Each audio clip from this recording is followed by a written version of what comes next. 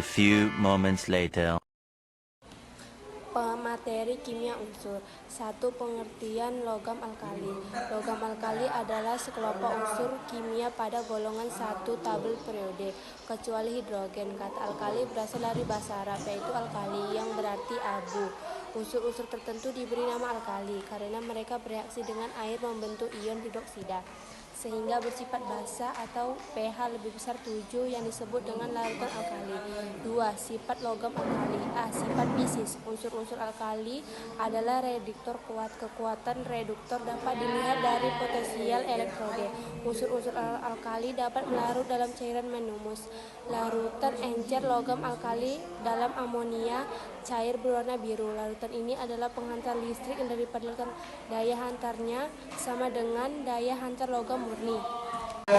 B. Sifat kimia. Sifat kimia unsur sebagai berikut. A. Kereaktivitas unsur alkali. Unsur-unsur alkali sangat kreatif atau mudah bereaksi dengan unsur lain karena mereka mudah melepaskan elektron di luarnya di udara. Unsur-unsur ini akan bereaksi dengan oksigen atau air. B. Logam. Sifat logam unsur alkali dari atas ke bawah pada tabel periode cenderung bertambah. Sifat ini terkait dengan kecenderungan atau unsur alkali melepas elektron. C.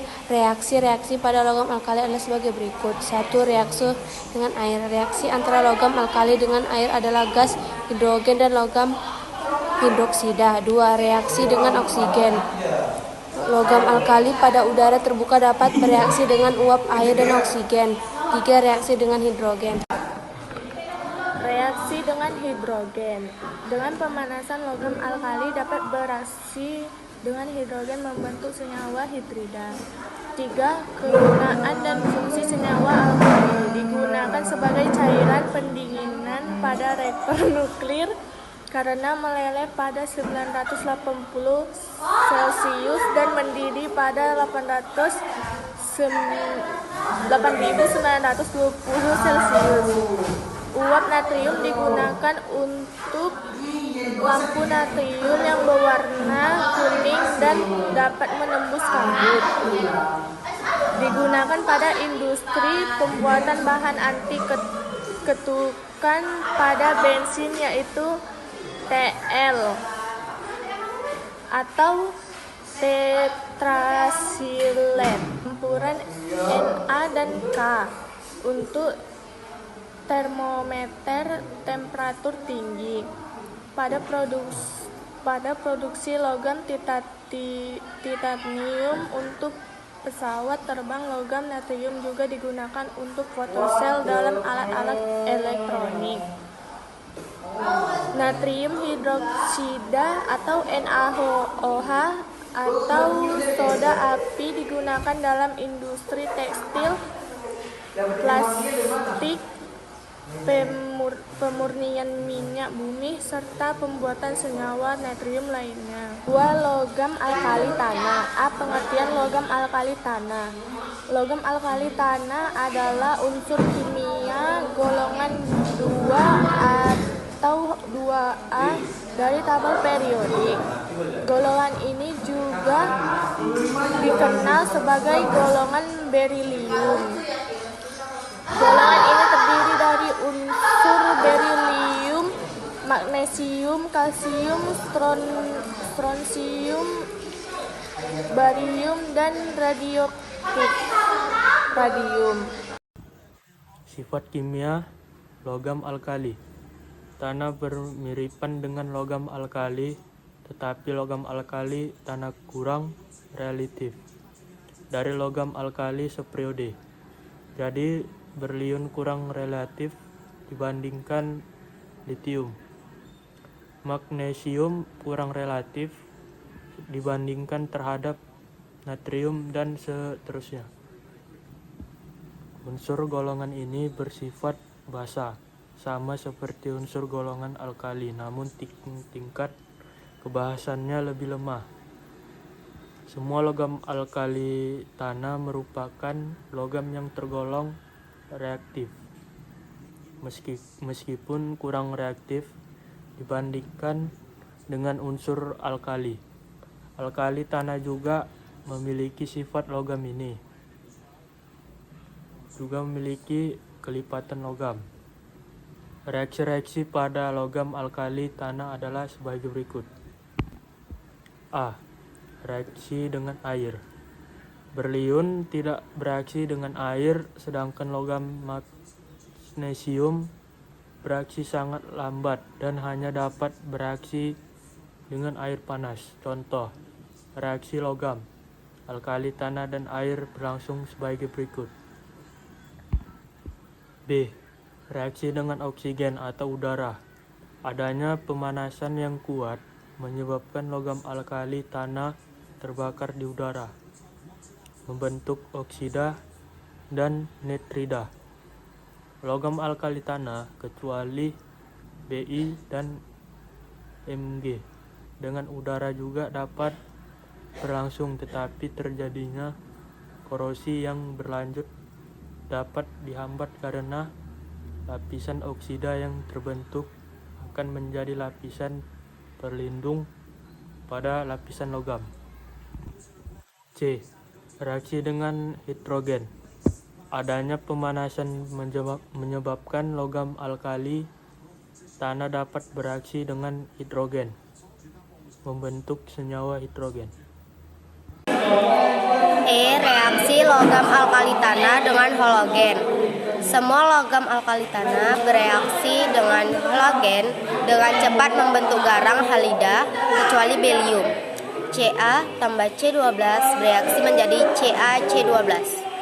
F. Reaksi dengan asam basa. Semua logam dan alkali tanah bereaksi dengan asam kuat seperti HCl, membentuk garam dan gas hidrogen. Makin hebat dari Be, Ke, dan Ba. G. Reaksi dengan belerang. Reaksi logam alkali tanah dengan belerang menghasilkan senyawa sulfida. M tambah S bereaksi menjadi Ms. 3. Kegunaan dan fungsi senyawa alkali tanah. Pertama, belum Be. Perpaduan antara Be dan Cu menghasilkan logam sekelas baja, maka digunakan untuk perpegas dan sambungan listrik. Yang kedua, logam berlium dipakai pada tabung sinar X. Yang kedua, magnesium sulfat.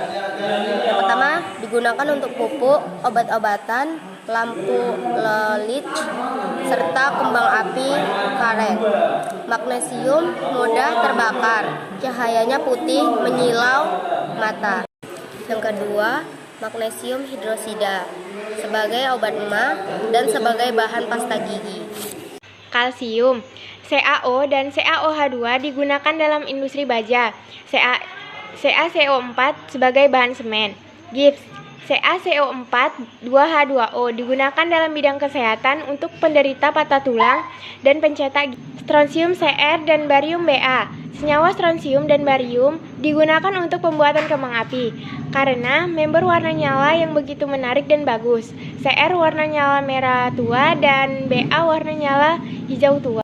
Barium sulfat BaSO4 untuk pembuatan fotosinar X pada perut. Unsur-unsur golongan ketiga. Unsur-unsur periodik ketiga memiliki jumlah kulit elektron yang sama, yaitu 3 kulit. Akan tetapi konfigurasi elektron masing-masing unsur berbeda. Hal ini akan menyebabkan sifat-sifat kimia yang berbeda. Dari kiri ke kanan, unsur periodik ketiga berturut-turut adalah natrium, magnesium, aluminium, silikon, fosfat, klor, dan argon. Sifat fisis. Yang pertama ada titik cair dan titik didih. Titik cair dan titik didih, unsur-unsur periodik 3 dari kiri ke kanan meningkat secara bertahap dan akan mencapai puncak golongan 4 silikon, kemudian turun secara drastis pada golongan 5A. Fosforus, jadi titik cair sebagai tertinggi dimiliki oleh silikon, sedangkan yang terendah dimiliki oleh argon. Energi ionisasi. Energi ionisasi, unsur-unsur periodik ketiga dari kiri ke kanan, energi ionisasi cenderung bertambah, yang merupakan akibat pertambahan muatan inti, sehingga daya tarik ini bertahap, elektron terluar semakin besar. Energi ionisasi terbesar dimiliki oleh argon, sedangkan energi ionisasi terendah dimiliki oleh natrium. C. Sifat logam dan non-logam.